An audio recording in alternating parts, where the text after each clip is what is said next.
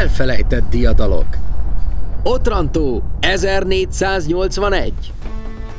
A fekete sereg erejét mi sem bizonyítja jobban, mint az, hogy vitézei nem csak magyar, cseh vagy osztrák földön jeleskedtek, hanem diadalt arattak a török felett Itália távoli szegletében, az olasz csizma sarkánál fekvő Otrantónál is. Magyar Balázs és katonái döntő hadmozdulatot hajtottak végre, aminek segítségével a város megszabadult a muszlim megszállóktól. A hódító Mohamedként ismert második Mohamed szultán kezdettől fogva óriási erőkkel igyekezett növelni birodalmát. 1453-ban elfoglalta Konstantinápolyt, és folyamatosan terjeszkedett a Balkánon. Ugyan a hunyadiakat és hazánkat nem tudta térdre kényszeríteni, de nyomás alatt tartotta a Magyar Királyságot, majd szemet vetett Itáliára. Kihasználva az itáliai államok között feszülő viszálykodást, a török meg akarta vetni lábát olasz földön is. Mintegy 20 000 fő sereggel ostrom alá vették a rendkívül komoly stratégiai jelentőséggel bíró kikötővárost, Otrantót, ami Hunyadi Mátyás apósához, Ferdinánd nápolyi királyhoz tartozott.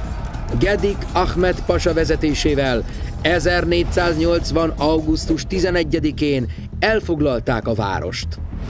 Az ostrom 12 000 ember életét követelte, de a törökök ezután is folytatták a szörnyű mészárlást. A katedrálisba menekült lakosok közül minden 15. événél idősebb férfinak felkínálta a pasa, hogy vagy áttérnek az iszlám hitre, vagy fejüket veszik. Mind a 800-an megtagadták az áttérést, így vértanú halált haltak mindegy szálig. Otrantó eleste ugyan nagy felzúdulást keltett a keresztény Európában, de több mint fél év telt el, mire toborozni kezdték a felmentő seregeket. Mátyás király is apósa segítségére kelt, és egy 700 fős elit alakulatot küldött kipróbált katonája, Magyar Balázs vezetésével.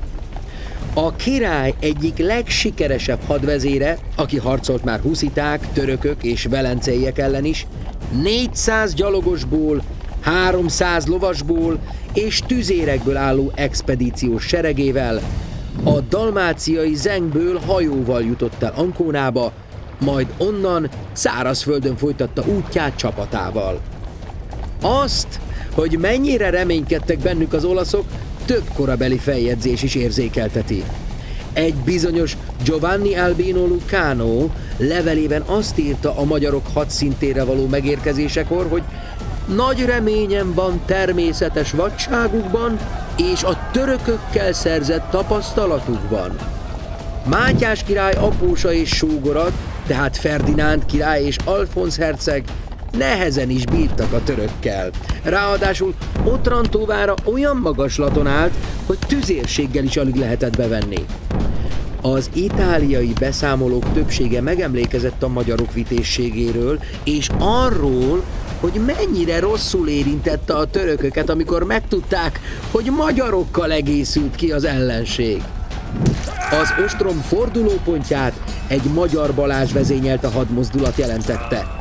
A magyarok elfoglaltak egy Minerva nevű forrást, ellenőrzésük alá vonták a vár vízforrásait, amivel lényegében lehetetlen helyzetbe hozták a várvédőket. Az említett forrást ma is a magyarok forrásának, avagy Fontana dei Ungheresinek nevezik. A törökök helyzetét tovább rontotta Mohamed szultán halála, így végül a nápolyi és a magyar hadak kerekedtek felül.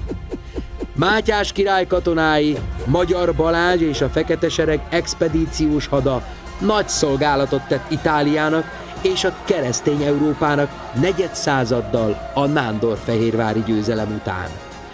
Nem csoda, hogy a fekete sereg tagjai büszkén vonultak fel a következő év farsangján a Nápolyban rendezett diadalmeneten.